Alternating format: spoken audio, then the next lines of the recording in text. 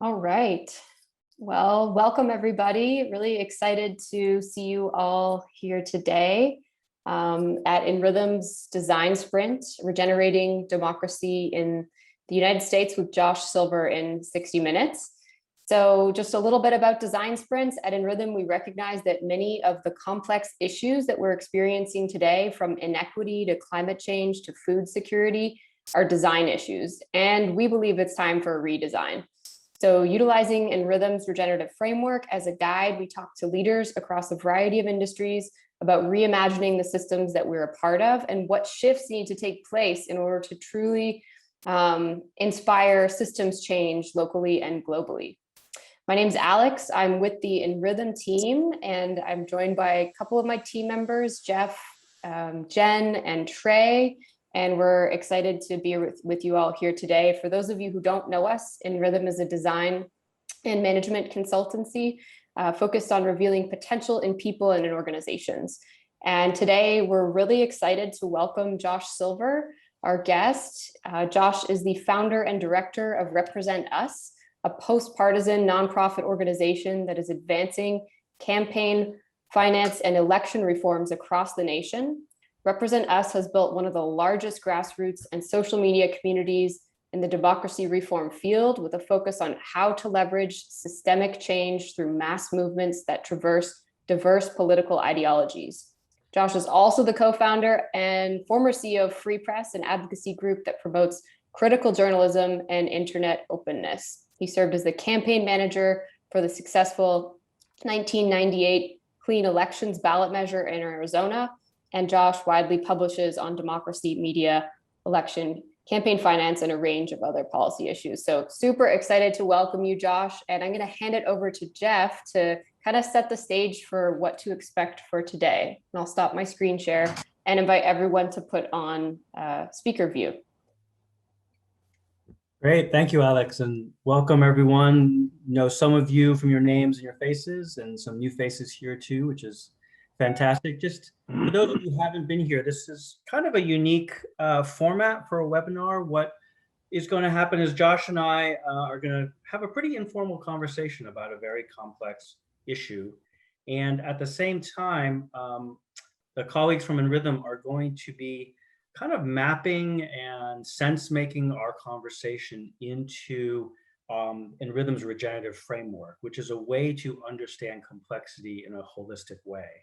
And so we're going to be tackling this very complex, big issue of regenerating democracy, particularly in a US context. Format-wise, we'll speak for about 40 minutes or so, and then we're going to kind of have a reveal and altogether look at what the mapping of our conversation is. So I'm really, really honored and excited to be here with Josh today. Josh, although Josh will not admit to it, we are old friends. If you really press him. And so really happy to have you here today, Josh. Welcome. Thanks, Jeff. It's good to be here. So I'm sure, all of us are inundated with news. We have, of course, we were wrapped by the Capitol insurgency.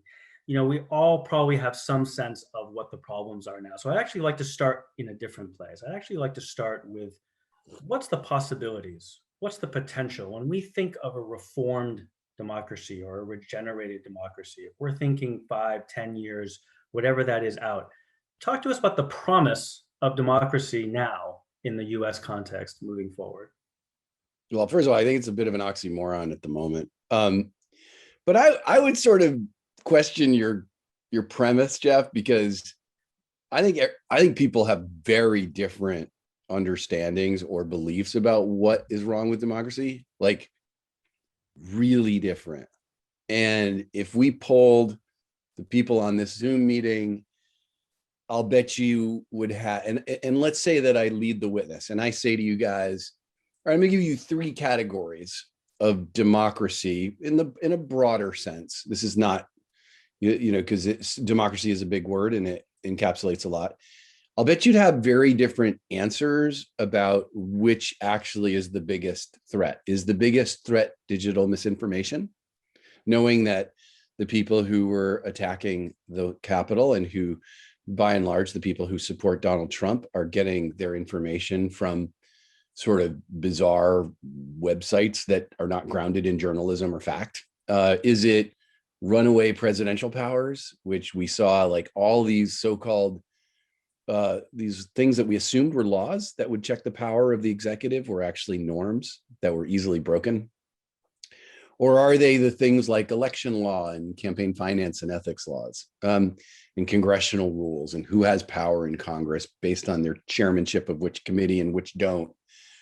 And I think you have to name that that is a divergent set of views by different people. I would argue that the biggest opportunity, however, for where things can change is, thankfully, and thanks in part to January 6th, all of those areas, because there's been a historical inability of the major parties, both the Republicans and to a lesser degree the Democrats, but certainly Democrats as well, to really take democracy issues and democracy reform seriously. And that was sort of, it seems to have been a jolt to the Democrats, at least, that that there's a serious systems problem, and it's no longer a nice to have, it's a must have, both not just for democracy, but for the Democratic Party as well, because you've seen this authoritarian wing of the Republican Party sort of take over that party over the last few years in a way we've never seen before. And I think there's real opportunity. We'll talk about it later in the For the People Act, which passed in the House of Representatives last week with all but one Democrat and is now in the Senate. That's the biggest reform in 47 years. That's an opportunity. I think you're seeing presidential powers that are which are partly included in that bill, but other laws that are going to be likely introduced and possibly passed. And part of this depends on the filibuster. We can get into that later. And then on digital misinformation, it's interesting that prior to January 6th, the accepted wisdom was that that issue would not advance in the United States anytime soon, that the only places where we're seeing progress on digital misinformation is in Europe with the EU, and to a limited degree in state legislatures and through state ballot initiatives, through state law. So there's a lot of ways to skin that cat. Well, let me pick up on that. And you mentioned it here. So, that often with an issue, there are these different camps of what the real root problem is. And of course, as you've mentioned, it's likely some element of all of those. And there's an opportunity right now to say, hey, there's an awareness, there's an urgency. So that's kind of what I was getting. Maybe the way I asked the questions sounds a little, too pie in the sky, but what is that culmination? What does it look like to actually bring those disparate cause and effect arguments into a unified, holistic approach to, regenerating democracy? And what's the outcome of that? What does that look like? Well, sadly, Jeff, the answer is much more mechanical and pragmatic and just what you'd expect. Like, we've got this so-called For the People Act, this federal legislation that, as I said, was passed by the House. It is massive. It ends gerrymandering of federal races. It completely overhauls campaign finance and ethics laws. It completely ends the debate over voter disenfranchisement, because all this crazy stuff you're seeing in like Georgia and Iowa, where both states have passed laws which actively block voters for participating because the Republicans have decided, and I'm a nonpartisan, I'm an independent. This is not a partisan analysis. This is a truism that the Republicans in the United States in 2021 have literally decided, we are not going to try to win votes based on popular policies. We are going to try to win elections by preventing our opponents' voters from reaching the polls and casting ballots. That's where we are today. And so, the solution is going to come from getting 50 Democrats to pass this bill, which is a really hard thing to do because those 50 Democratic senators are really different. And two of them, particularly senators from Arizona and West Virginia, are very entrenched and difficult to move. And then dealing with the filibuster and having to reform the filibuster, because as of right now, there's no getting anything through, whether it's climate, immigration, infrastructure or democracy or anything else. And then it's making sure that the law doesn't suffer the same fate that McCain-Feingold did, the last major democracy legislation in the 90s, which when it reached this phase, it was passed through the House. Most people don't know it was actually a very robust law or bill. And then once they started to do the House Senate conference and reconcile and cut deals in order to gain support, they eviscerated 70% of the law, which is why McCain-Feingold was never great. So the answer is actually really pragmatic. Like, the biggest opportunity in 47 years is here right now. And it's all about getting the Democrats to support it, getting the filibuster reformed. We're not going to eliminate it, and getting the bill through in one piece so it's not completely eviscerated. I don't mean to get you into such a mechanistic zone, but frankly, this bill is so strong and so robust. We haven't seen anything like it in more than 50 years, because the reforms that followed Watergate, which was the last time we saw big reforms, and they were big, created the Federal Elections Commission, created campaign finance expenditure limits and contribution limits. It was huge. It's still not as big as this law is today. So that's what's needed. Great. Let me ask it this way then. So you guys, the bill passes, it's not eviscerated, the Senate passes it the way the House has passed it. What does our next presidential look like for us? I go to the polls. What can I expect? What changes? How does social media change? What changes about the information I'm receiving? What changes about how I'm communicating about the vote? And how does the voting process change? So what does that look like? All right, well, what I'm going to do, Jeff, I'm going to start by telling you what it looks like if it doesn't pass. And then I'm going to tell you what it looks like if it does. Great. So if it doesn't pass, we're going to see a whole additional wave. There's been 250, 60 some odd negative voter suppression bills introduced in state legislatures in the past 2 months by Republicans. A whole raft of those pass that in aggregate disenfranchise far more than the roughly 1% of voters that pushed Biden past Trump in the last election.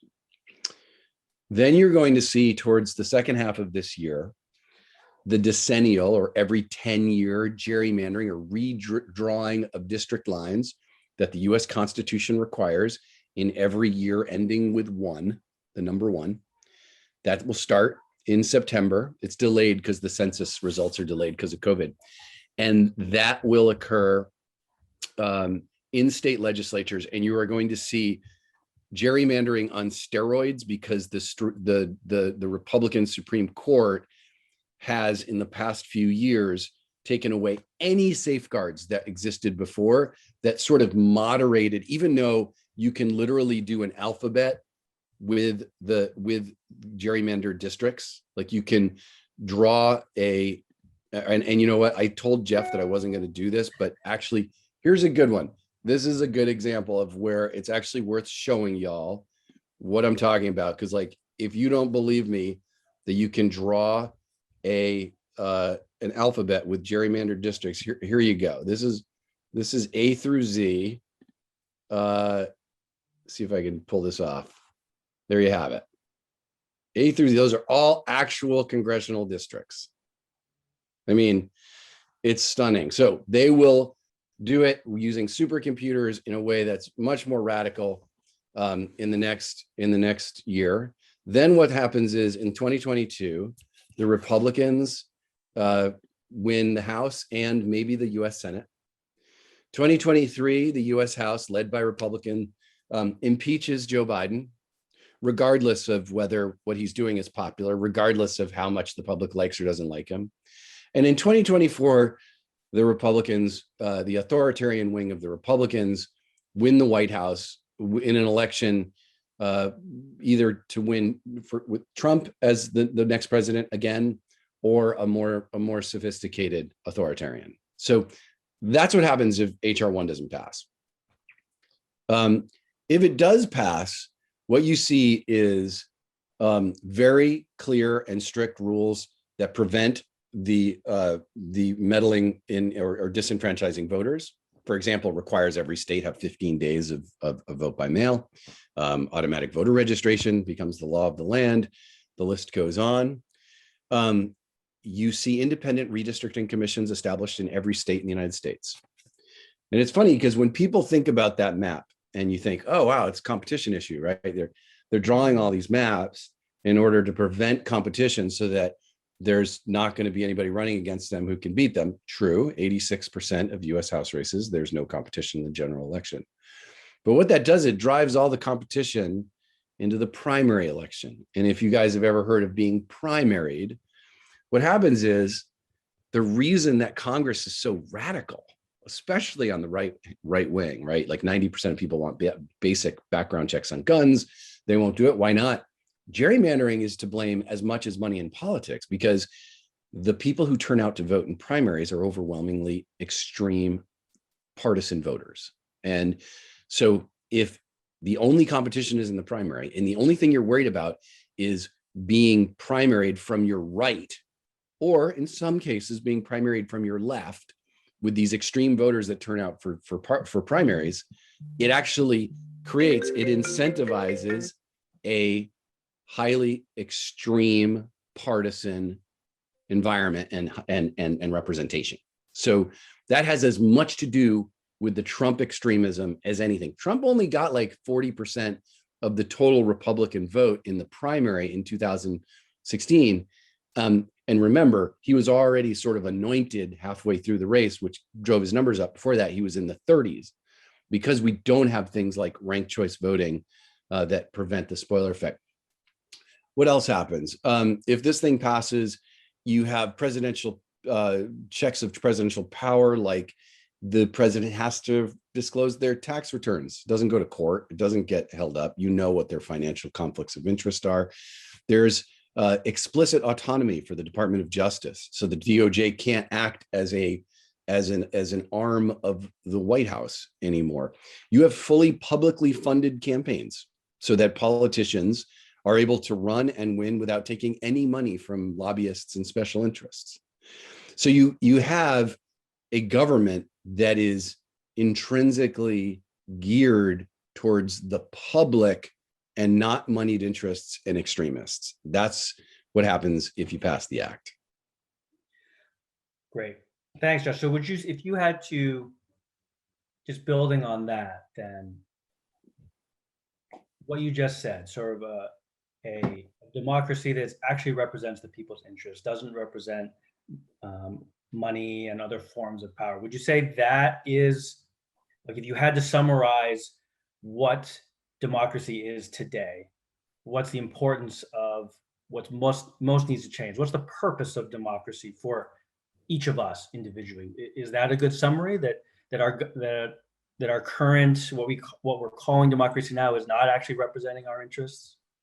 You tell me. I mean, how are you feeling about progress on the issues that you care about? Everybody, take a second. Think about your issues. You happy with how the government's dealing with it? I'm guessing that there's not a single person who is really content with that. And so the fact is that no matter what issue you care about, this is the fulcrum issue. This is the issue that's going to determine whether or not the issues you actually care about are going to move forward or not. Now, there's a 2014 study by a Princeton professor that is infamous in that it looked at 20 years of data. It looked at what did Congress do or not do over 20 years, and it looked at the same time what were major public opinion polls about the issues of the day amongst the American public. And they found, using the 50th percentile economically as the measuring stick, that the preferences of the average American had little to no effect on what Congress did or didn't do. Little to no effect. So we don't actually have any influence over our so-called representative democracy. The people who do have influence are the billionaire class and the lobbyists and the special interests and the extremists. And this is the fundamental problem. It's why the United States was downgraded from a full democracy by The Economist magazine in 2017 to a partial democracy for the first time ever. And it's why anybody with a pulse sees that our democracy is really on life support right now, and that we're in a crisis moment that none of us has seen in our adult lifetime. None of us. This is like, it's worse than Vietnam. This is like Civil War level kind of destabilization. And there's a lot of people, including some people on this call, who, based on the numbers, are going to say, yeah, well, but Biden won. Biden won by the slimmest of margins in this screwed up electoral college. And his hold is tenuous at best. And these kind of authoritarians are still banging at the gates in the way I described earlier. So, for those of us who are in this, Jeff, this is like the Matrix. It's like, and now that's a dated movie, but I'm old. But there was a blue pill and there was a red pill. And if you took the red pill, I think it was the red pill, you just like life stays the same. And it's kind of like, Pleasantville or, and you're not seeing reality. And if you took the blue pill, you saw reality for what it is. Once you realize that nothing changes, nothing gets fixed until we fix democracy, there's no going back. Like, this is the only issue that matters, because every single other issue hinges on this issue. Let's follow that energy. So if you put democracy at the center, as you said, every other issue hinges on that. Tell me more. What else hinges on that relationship? What would you say is give me some examples of that. Of how that is? Like, why it is that we're not part of a climate accord? Is that what you mean? Or why that is that we don't have infrastructure that's keeping up with the rest of the world? Or why that is that 43% of Americans can't afford basics like rent and food? Or why it is that we have the most expensive and inefficient healthcare system in the world? Or why that is that we have some of the highest rates of child poverty in the developed world, and we're the richest country. The list goes on, Jeff. Like, I don't really need to. You guys know, like, things are really bad right now, like really, really bad in this country. I want to give you a chance to tell, I know this from previous conversations with you, and tell a little bit more about post-partisan and your bipartisan stance, and in particular, and if you have that slide handy that you mentioned, that Princeton study, that is a great indication of that. But just for everyone here who's just meeting you for the first time, you talked a lot about what happened. Republicans might do this and extremism, but I know there's a larger model there that really is sort of bipartisan. Talk a little bit more about that. Well, get this. Take a look at this. So this is just the last 10 years. This is the purple line is registered independents, blue is Democrats, and red is Republicans. If you were to just like turn on your TV or read the paper, you're going to think that the United States is roughly half Democrat and half Republican. Take a look at that slide. 50% of Americans are registered independents. We have no home. We're not happy with the Democrats. We're not happy with the Republicans. Albeit, I'll confess, like, I cannot get my head around the Republicans at all. I find them to be, they become an authoritarian machine. But the Democrats have massive numbers of warts in terms of they are corrupt and taking corporate money hand over fist. But we have a country that is crying out for competition and diversity and choices, and they're not getting it. This is another important slide, which is how do the American people self-identify? If you live in San Francisco or like on the coasts, or you live in a big city like Minneapolis, this is kind of hard to get your head around too. Like 25% of Americans self-identify as liberal today. 35% of Americans are moderate, and 36% of Americans self-identify as conservative. So when you ask about post-partisan, the fact is that we've got a country that is really not a partisan country. And more than half of registered Democrats and more than half of registered Republicans are not particularly happy with their party. So you've got this massive number of people who are not affiliated with the party, are not liberal, but all of them virtually support ending gerrymandering, and they support ethics reforms, and they support campaign finance reforms, and they support all the things. They support reining in the power of the big tech companies and breaking up Google and Facebook, which is really what needs to happen, preventing data mining. They support checking presidential power and autonomy of federal agencies and a stronger a stronger inspector general and federal. They support all of this. So the whole idea with what I do and what Represent Us does is like, we put aside labels, we put aside the partisanship, and we just say, we're pulling together everybody, irrespective. I don't care what you think about abortion. I don't care what you think about climate. I don't care what you think about gay rights. If you agree with me on democracy, let's go, let's get to work. Because that's the only way this is going to work, because we're trying to upset the political power center that's been driving this country really since the 70s. Because the fact is what another thing people don't realize is that this problem really started to go off the rails in the late 1970s. Because under Nixon, who would be considered a radical socialist at this point, because he oversaw the creation of the Environmental Protection Agency and OSHA to protect workers' rights, right? The Republicans would consider, think about that, they'd consider Nixon to be a far left Democrat. And then the business industry in the United States realized that this was an existential threat to their profits. And they started building up on their lobbying and influence infrastructure in Washington, D.C. in the late 70s. And it built steadily since then over the ensuing 50 years and has reached this crisis point that we saw on January 6th, where the combination of these insidious failures in the system, from the way we elect our leaders to the way we draw districts to the way we fund campaigns, conspired in this toxic, and the way we allow big companies online to misinform the public, conspired to create an insurgency that literally broke into the Capitol and trying to take down and kill members of Congress.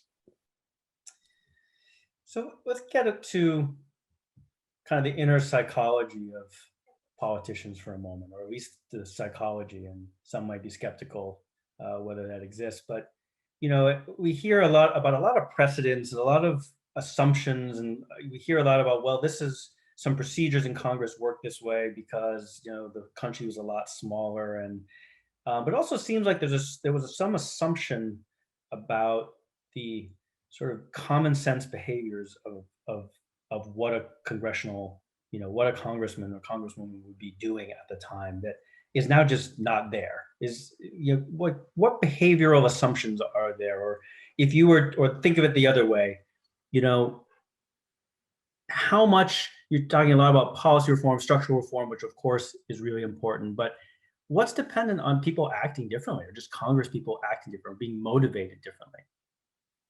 How could their behaviors change? I already answered that. You have to change. It's all about one word: incentives. Humans are inherently foible. We are weak. We are very, very prone to external forces that foster our own enrichment and self-preservation. And the only thing that fixes it is changing incentives.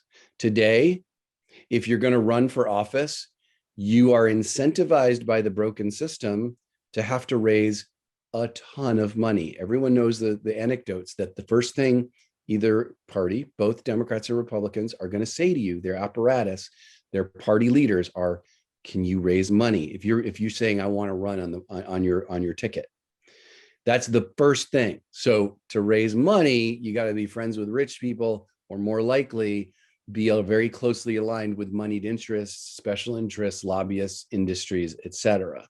So that weeds out who runs for office. Then you've got a very toxic and polarized environment where a sane person, I'm guessing, again, I'm going to take a guess, there's probably nobody on this call who actually would really want to run for office, because almost every one of you would say, screw that, it is so toxic and polarized and everyone's so nasty to each other, I'm not going to run for office. So again, there's a disincentive for good people to run for office because the system is so broken.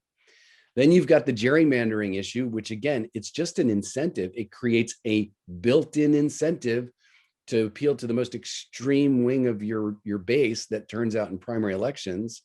Then you've got the winner take all type system, which, you know, unlike ranked choice voting, where you pick your top choices, and then if your first choice doesn't win, your second choice gets applied to the remaining candidates and still counts.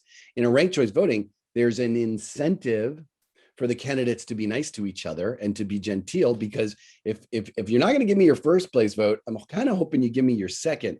And that's not going to happen if I act like Trump and just crap all over all the other candidates, because no one will rank me second. So the incentive is for me to be more kind and compassionate and reasonable. So again, Jeff, it keeps coming back. It's incentives. You're not going to convince politicians to be better. Like, the only thing politicians, the majority, not all, the majority of politicians in the current system care about is their own power, their own promotion, chairing the relevant committee, their party being in charge of the House or the Senate. It's just about them. And that's not going to change. So how about us then? As a member of a democracy, besides voting, a lot of this can sound a little disempowering, to be honest. Wow, despite all of this, and I got my one vote, and so all these big interests, what agency do we have as individuals for this democracy and in this democracy, beyond support, beyond donations, beyond our vote? Everybody should be devoting all of their time to one of these structural fixes, because if we don't do them, we're done.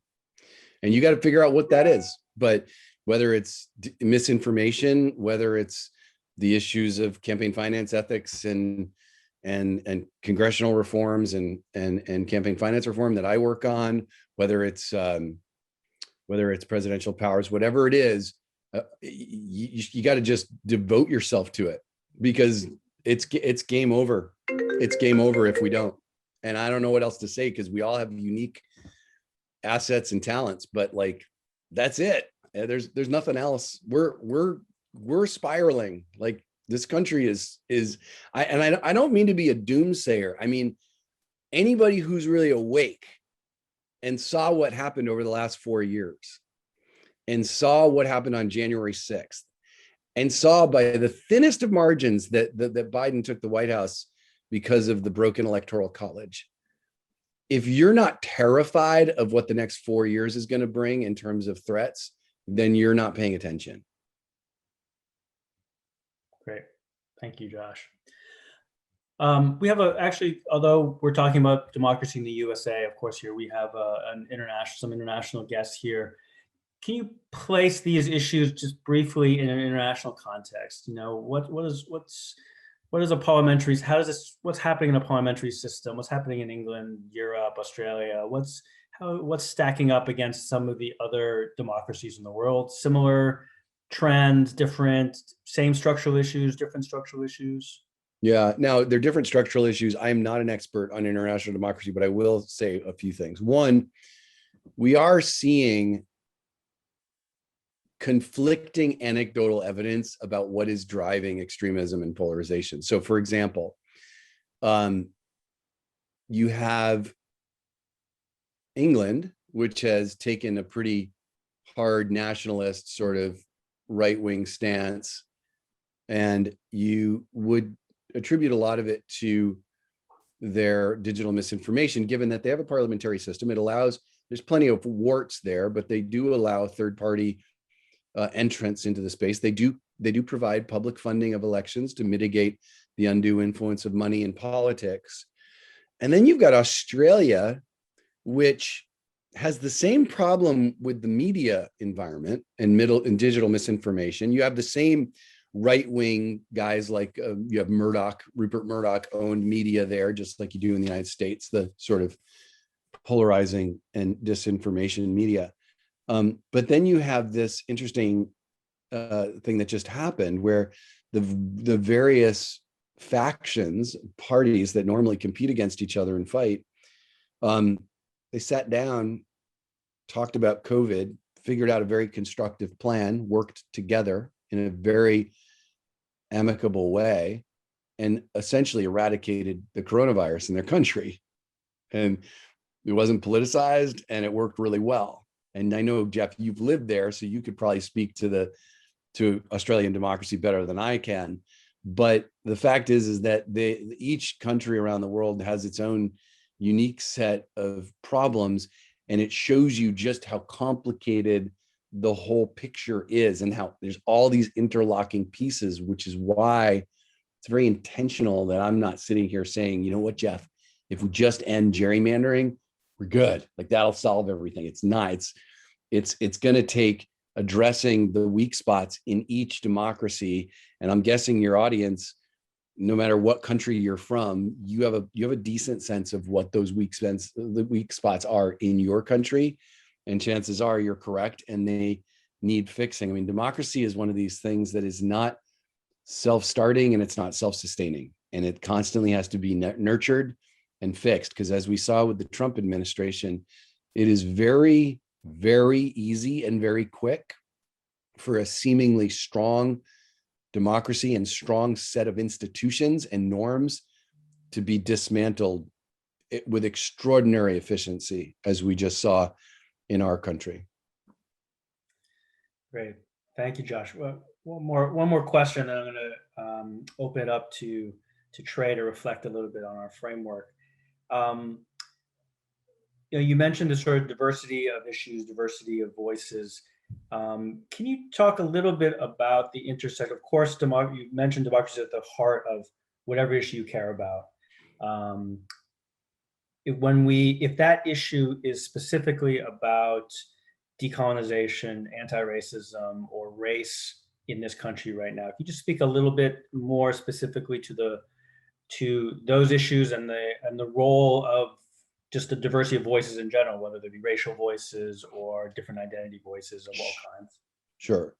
So the two biggies are, one, the voter suppression that we're seeing that has been part of the GOP playbook for decades, but has really stepped up intensely more recently, thanks to Trump and his false allegations of voter fraud, is directly focused on Black and brown people.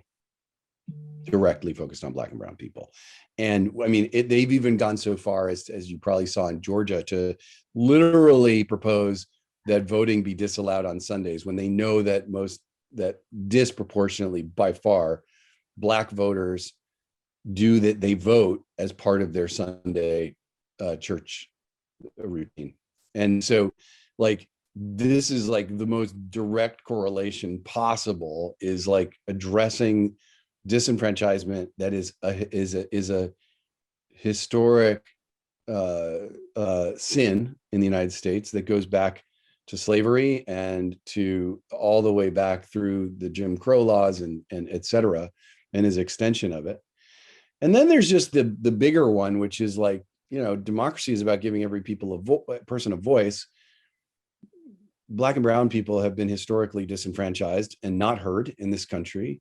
And when democracy doesn't work, it particularly doesn't work for the poor and the disaffected. So, it's an irony that there's fewer Black and brown people working on democracy reform, but it's also a sign of the gravity of the challenges that those communities face, because this is a second tier problem in that you got to fix this in order to fix poverty, in order to fix education, in order to fix homelessness, and very often the most talented, diverse leadership is being focused on those direct services and those direct programs, and not on these so-called second tier issues, which tend to be too white. And we're trying to change that, but it's a constant challenge, and we're taking it on. Great, thank you. I'm going to pass it to my colleague Trey to reflect a little bit on what our team has been doing in the background, listening to us, and then we should have a little bit of time left at the end to be able to field some of your questions in the audience. So if maybe the best way to do that is, if you have a question, go ahead and put it in the chat, and we will, with time remaining, pass some of those to Josh. Thanks, Jeff, and thank you, Josh. I do have a couple of questions before we just jump into it. And one is I know you're trying to create a movement around this. I mean, you're engaging lots and lots of people in this work. So when you think the core work of Represent Us is, what how would you sum that up just in a sentence or so? This is why we exist, to do what? What is it that you're trying to, when you get people engaged in you and your work, what is that? We do two things. We pass laws primarily at the state and municipal level. And when there's a massive opportunity every 47 years like this to pass federal, we do that as well. And we do it state by state, just like the women did in order to gain their right to vote, just like the gay rights advocates did to afford gay marriage to every American that wanted to, just like marijuana advocates did, et cetera, because it's a proven method when you can't get anything done in Washington, D.C.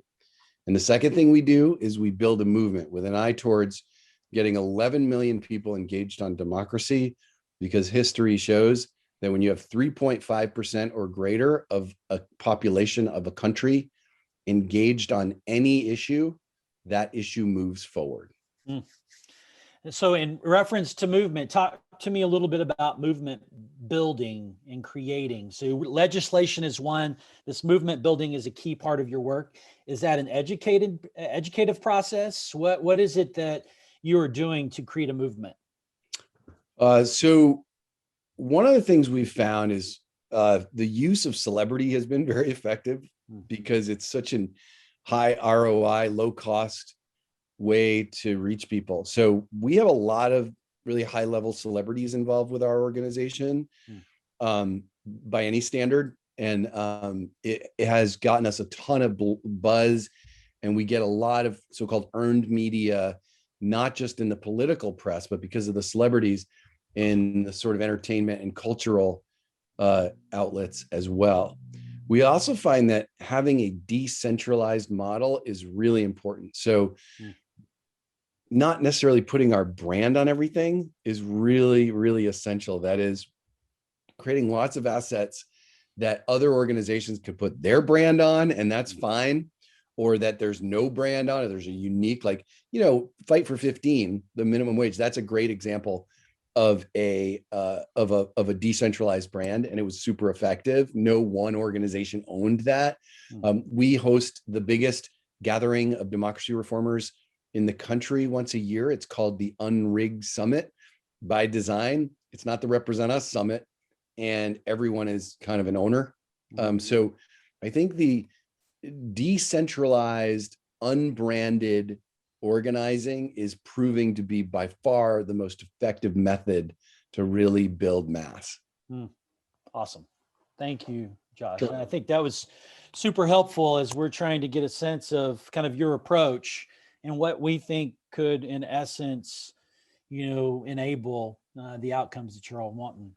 And so I'm going to share my screen, and then we'll just go into a little bit of this design. So what we've done in the background, for those who have not been to a design sprint before, is really map a little bit of what Josh is talking about to a process framework that we think begins to support how you address complexity.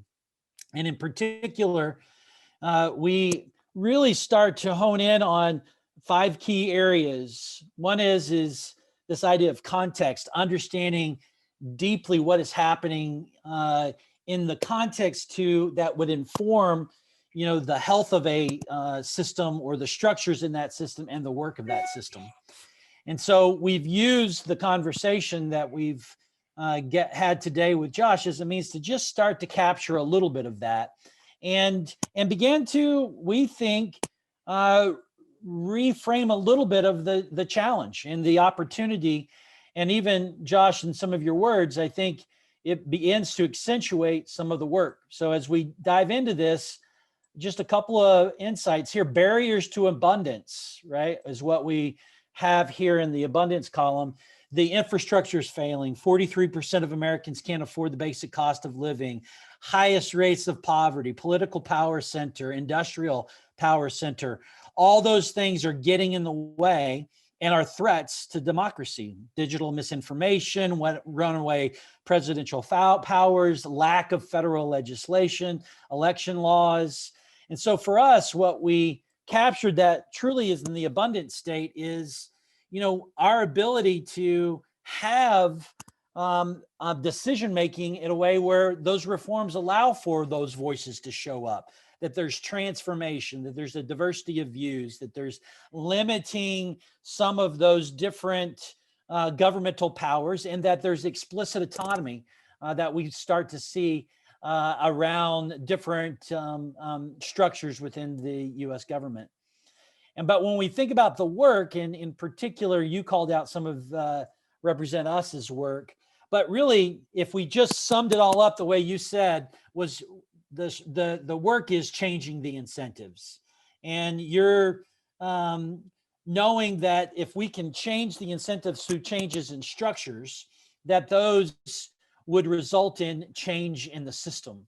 And in particular, I think you talked about starting local and all that local movement that would then create, if we can get a surge of people involved, is the work that you guys are doing. And the work, it sounds that you believe will really shift a lot of the work in the US. And so when we think about structures, we just think about all that legislation. And Alex captured this post-partisan slide from your presentation to recognize that, to be honest, the majority of us aren't represented well. And I can even say that that's true of myself. I grew up in a family that was highly Republican, began to, in my own commitment to seeing change, being to see my own shifting in the system, and found myself very much in that independent category, and no way to find a home in either category. So for me, that made sense, and found something pretty important. But we recognize those incentives should change around both that new legislation that we've talked about, post-partisanship, campaign finance reform, and just ongoing movement building that you called out. When we think about health, a couple of things that for us show up in any living system, and one is there's got to be energy to create life. And we see, based on this, that if people can't find a way to have their voice represented, it's going to take life away. We also see that if democracy is at that center nested system, that it becomes the life support for the work that we're talking about, that we then can eliminate that less partisan view, and then begin to recognize the need to nurture that environment, which you called out a couple of different times. When we talk about some things in the health, we talk about things that need to die, that give room for other changes. And so it's a repeat of some of what's showing up in other aspects of your talk, but that extreme partisan environment, we say, needs to die. We also say that what needs to die is that people aren't represented. So that needs to die. The idea of lobbyists or money being able to force decision-making versus the voice of the people, gerrymandering being one of those things as well. But what needs to give life is the ability to have a more representative democracy with new incentives and an opportunity to have those voices represented in both local and federal politics. And then when we get to purpose or context, I think you said it well, which is really the context is that the democracy should represent the interest of the people, not a few, and not those who have the power. And when we think about the quality of life we want is a life that represents that is really in this post-partisan or post-siloed context, and that our behaviors has to be moved towards and move away from self-preservation, but to a devotion to these structural changes, which I think is something that we can support. And then, again, as I said, democracy being in the center. So when we pull all out, really, I think it gives a little more substance to that conversation, to where we've got a real context that we want to make decisions around, which is one that gives voice to the people, that we want to move in health away from something that silos and continues to minimize to a few to open it up to the larger context of who we are as a people, that the structures focus on legislation and building a movement and the work of continuing to change those incentives so that we can create the abundance we want is really the work of Represent Us.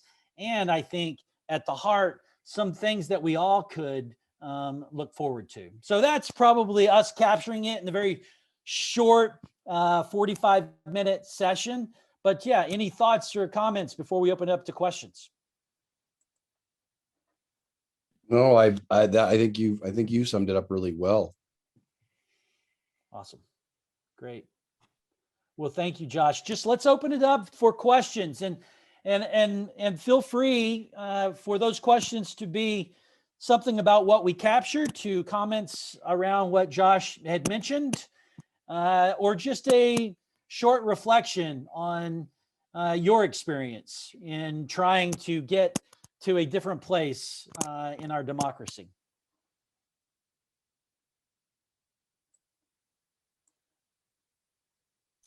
People are welcome to drop comments or questions in the chat if they have any.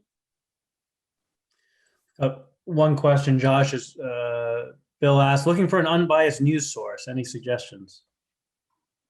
Oh, bias. Guys, there's no such thing as a non-biased news source. I mean, I had a great professor in college who said, if you want to get away from the notion of bias in the news and figure out, kind of cut through it, history, time is the best measure. So look at, for example, what was transpiring at the beginning of in the early months of the Iran hostage crisis in the 1970s, or the Iraq war in the 1990s, and look at how each outlet was reporting on that situation. And then history tends to reveal what was actually true at the time and what wasn't. And you can gauge what you think is the right outlet for you, or outlets for you, based on who got it right then and who got it wrong. Because for me, I just want to know what's actually going on. I find it funny when people say that the New York Times is liberal. The whole notion of liberal and conservative in the United States has been completely skewed over the past 50 years. I kind of pointed to that in the case of former President Nixon. And what was considered a moderate position in the 1970s is now considered a far left position in 2021. So I think it's really important to avoid ascribing liberal or conservative around notions of bias in media or politicians, for that matter, because these are moving paradigms. Another example would be and anybody who spent time in Europe can attest, what is considered centrist in Europe is considered pretty far left in the United States. So I look at the New York Times, for example, and I see a newspaper that is generally committed to just getting the facts right. I don't think at all that they are liberal. I think The Nation and Mother Jones, those are liberal. Those are like kind of much farther to the left, or if you have to put it on that scale. And Fox News, you could say that's right wing or conservative, but it's really just sort of authoritarian propaganda at this point. I don't know. Is that conservative? Not really. Was Trump's fiscal policy conservative? Nah. Was his social policy? Not really. Like, I think we have to kind of get away from this false notion. The human mind is always trying to simplify. It's not that simple. But I do think that that's a good bellwether, is looking back at history and seeing how various outlets treated key news events at the time of their happening versus what history shows to have been true or not, as a way to at least find what are outlets that are closer to the truth, rather than what are the outlets that are more liberal or more conservative. Okay, we have a question from Kyle. regarding movement building, what groups has RepresentUs engaged with or requested help from? I ask because this is the first time I've heard of the For the People Act, and it sounds like something Sunrise Movement would get behind. So good question. Now, there is a consortium of progressive organizations that is largely the backbone of this effort at the grassroots. Those are groups like Public Citizen, End Citizens United, Common Cause, People for the American Way, MoveOn.org, and the list goes on. They are engaged on this. There is a formal coalition of those organizations. I think there's 150 in county groups, counting groups in that coalition. We, as I mentioned, we live in a very unique spot. This group was created explicitly because 75% of the country does not self-identify as liberal. And at the time, 10 years ago, when we were founded, we were the only organization that was not explicitly liberal who was working for democracy reform. Now a couple others have joined. But as a result, we tend to kind of limit our, let's say, on-stage presence with lefty groups because it just kind of paints us with the progressive brush and allows our detractors to say, see, I told you those guys are just lefties pretending to be nonpartisan and right-left. So we're really careful with our brand. But behind the scenes, we do coordinate with groups on the right and more groups on the left. Great. I think Rashid has a question you'd like to do verbally. Rashid, you had your hand up, I think. Yeah, thanks. Hi, Josh and everyone at nRhythm. I just had a quick question around how much focus you currently have with respect to trying to raise awareness or sort of support policies around quadratic voting and ranked choice voting. We are open to all voting methods. As you probably know, there's now two cities, Fargo and St. Louis, that both have approval voting, which is like essentially you can vote for as many candidates as you want on any one ballot, and then they tally up the ballots, and whichever candidate gets the most votes overall wins, which is kind of cool. Then there's ranked choice voting, where you rank them in preference, and the way that works is 1, 2, 3. If they tally the votes up, if one candidate gets more than 50% of the vote with first placed votes, they win, it's over. But if they don't, which is usually the case in a multi-candidate race, then the lowest scoring candidate is eliminated. Everybody who voted for him or her, their second place vote is instantly applied to the remaining candidates, retally. You keep doing that until someone gets over 50%. It's a good question, Rashid, because actually ranked choice voting or approval voting or quadratic voting, which we don't care. We're the Switzerland of these alternate voting processes, which they all get to ending the sort of winner take all model, which is why we like them all. Combined with some sort of open primary, that is, everybody votes in the same primary and you get away from these partisan primaries. That's our number one policy get. Notably, it's not in the For the People Act, because the For the People Act is backed by politicians, and politicians of both parties don't like these kinds of reforms. Because Rashid, you're asking this because I'm assuming this is the most disruptive kind of reform, and it's the most important. It has been passed in the state of Maine, statewide. It also has been passed now, ranked choice voting, in the state of Alaska, which is something we did. We created that law, and we started that ballot initiative campaign and had a huge role in passing it, although you would never know because of our decentralized brand. And we are actively working in several states to try to move more alternate voting ballot initiatives and legislative lobbying campaigns forward, because that is going to be key. That said, the federal reform that I mentioned has so many other things that it is still incredibly powerful and worthy. Great. Thank you so much, Josh. We got coming up on time here. Any next things to get involved with, anything about Represent Us, our audience can be paying attention to? What can they be doing besides writing Congress around the For the People Act? Any last words for our audience here? Yeah, I'd say go to our website, represent.us, sign up to become part of our community. There's also a really easily navigable set of links that can take you to specific things you might be interested in, whether it's federal reform, whether it's alternate voting systems, whether it's campaign finance reform. And there's different ways you can help locally, nationally, calls, texts, donate, whatever. But go to our site and look us up and be part of this. Thanks for having me, you guys.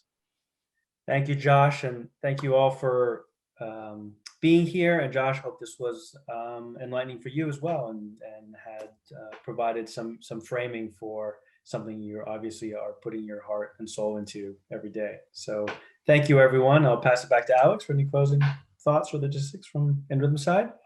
Thanks, everyone. Thanks, Jeff. Thanks, Josh, Trey, and everyone here for joining. We'll be circulating a copy of the recording along with some shots of the frame, and hope that you'll share widely. Really grateful for everyone's time. Thanks so much. Bye, everyone. Thank you.